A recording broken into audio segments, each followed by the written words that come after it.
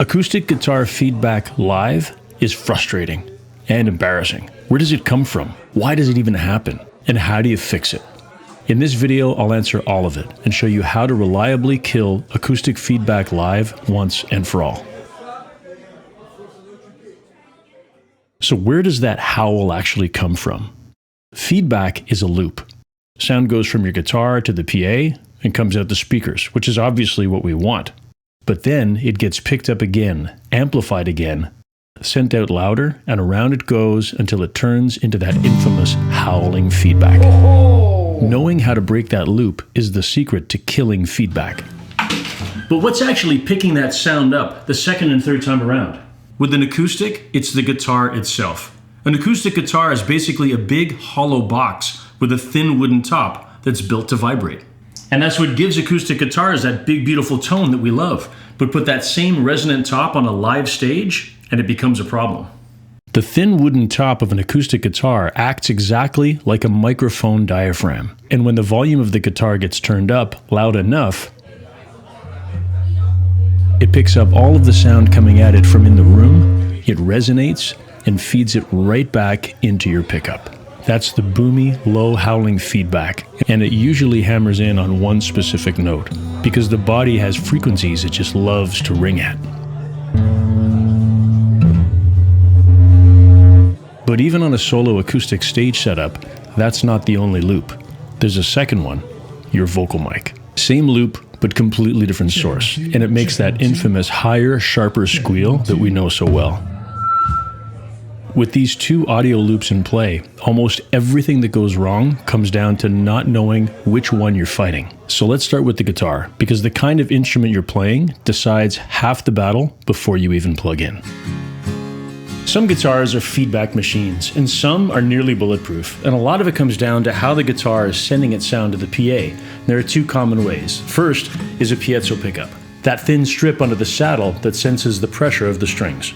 Now, piezos get a bad rap because they sound a little bit thin on their own, but they have one big advantage. They are super resistant to feedback because they're sensing string pressure more than the vibration of the whole guitar body. That thin tone is a very fair trade, and a decent onboard preamp like the one on my Taylor cleans it up just fine. The second way is an internal microphone mounted right inside the body of the guitar. Now here's the trade-off. An internal mic usually sounds amazing, rich, natural, almost like a real acoustic, but it's a feedback nightmare. It's literally a microphone inside the resonating box of the guitar, so it howls at the slightest bump in volume. There's a lot of higher-end guitars that run both a piezo and a mic blended together to get the best of both worlds, and that's awesome until you get on a loud stage. Because even if you dial back the mic in favor of the piezo, that mic is still in there, still listening, and still ready to howl. The single best thing that you can do for the acoustic guitar sound loop, no matter what you use, is a sound hole cover. It's basically a rubber plug that fills the sound hole, and it calms down the resonating body of the guitar. It greatly reduces the top of the guitar from resonating against the speakers,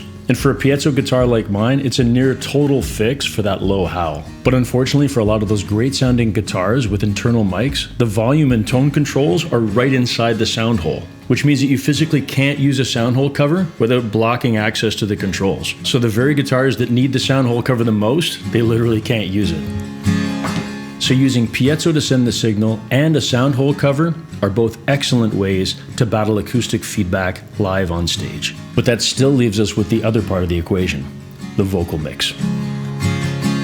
Unless you're playing instrumental background music for a wedding or a corporate gig, your solo acoustic show almost always means that you're doing two things at once, playing guitar and singing. And that's where both our loops show up on the same stage. The moment I turn up the vocal mic, I've stacked the mic loop on top of the guitar loop.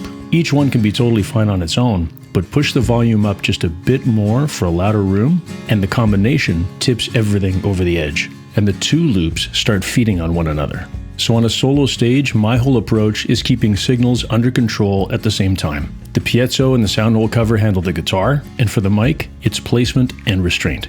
I always make sure to keep my SM58 out of the direct line of the house and monitor speakers, keep my guitar volume only as loud as it needs to be instead of trying to overpower the room, so that the guitar volume on stage doesn't contribute to what my vocal mic is picking up. And last of all, I slowly bring both signals up together so I can hear exactly where that edge is before it crosses the line. And then I back the mains down a few dB just to leave myself some headroom and peace of mind. But there's one more variable in every show that you can't fully plan for, because it changes the second you walk in the door. Every single room has a sound of its own. The shape of the space, how close the parallel walls are to one another, where the furniture and the hard surfaces are in relation to one another, all of it creates an audio environment that can be perfectly fine in one venue and a feedback minefield at the next. You can play one gig with no problems all night, then show up somewhere else with the same gear and settings and have it howling the moment that you turn things up. PA systems at most venues provide you an analog mixer with standard EQ on each individual channel, but they almost never give you a master EQ for the main speakers themselves. A troublesome room sound isn't a one-channel issue. It's a problem that affects everything coming out of those main speakers. And that's exactly why I bring my own digital mixer to every single show. Digital mixers almost always have a fully EQable master bus, so when a room has one or more problem sound frequencies that it just loves to ring at, I can find it and pull it down across the whole mix, not just one channel. Some digital mixers even go a step further and they have an automatic feedback correction feature. You switch it on, ease up the volume, and it hunts down those problem frequencies for you and notches them out automatically.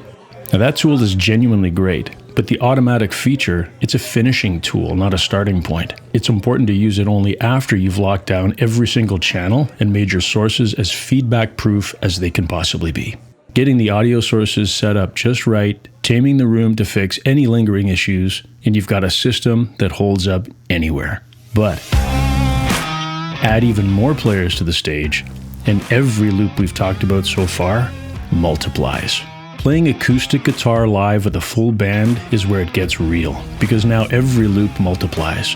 More guitars, more vocal mics, each one open and listening and feeding the resonating body of your acoustic guitar. And the more open channels you've got, the more chances something finds a loop and takes off. The math of all of those sound sources works against you pretty fast. So the source first thinking matters even more with a full band. The gain of every single mic needs to be set just loud enough to do its job, so that the microphone gains can be set as low as possible. Once the gain for every individual sound source is set as low and controlled as possible before ever touching the master, then room noise can be handled confidently, instead of trying to figure out which mic is causing issues. By bringing my own digital mixer to every show, I can take advantage of presets for every channel in the signal chain, setting reasonable levels so nothing's screaming for headroom that it doesn't need. With each source under control, setting the master EQ becomes super easy. When you know the tools and you get the order right, acoustic feedback at your live shows stops being a problem. I'll catch you in the next one.